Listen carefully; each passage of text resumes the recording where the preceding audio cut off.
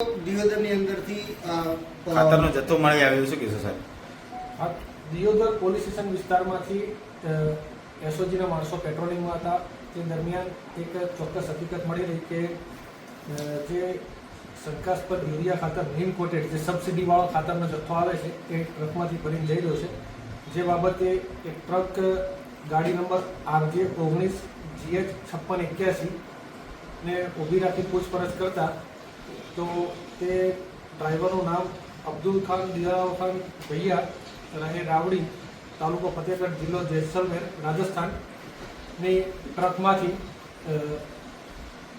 યુરિયાનો જથ્થો ભરેલો હોય.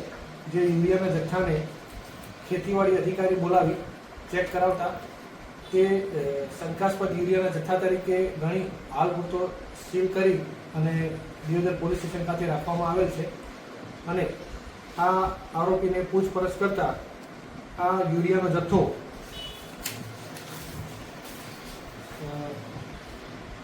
જેતરા દિયોદર રોડ ઉપર રાંટીના ગામની સીમમાં નાયરા પેટ્રોલ પંપની બાજુમાં આવેલ બજરંગ કોર્પોરેશન નામના ગોડાઉનમાંથી ભરેલ હોવાનું જણાવેલ છે.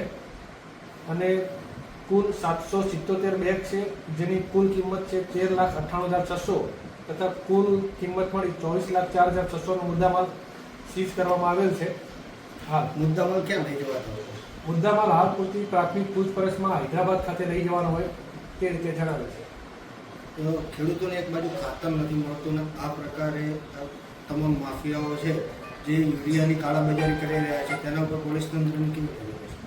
ચોક્કસ એ બાબતે જે ખેડૂતોને ખાતર નથી મળતું તે બાબતે જે યુરિયાના પ્રશ્નો હોય છે એ બાબતે જે ટીમ પેટ્રોલિંગમાં હતી અને એના પરિણામે જ આ ટ્રક પકડાઈ છે અને આ બાબતે ચોક્કસની કાર્યવાહી કરવામાં આવશે.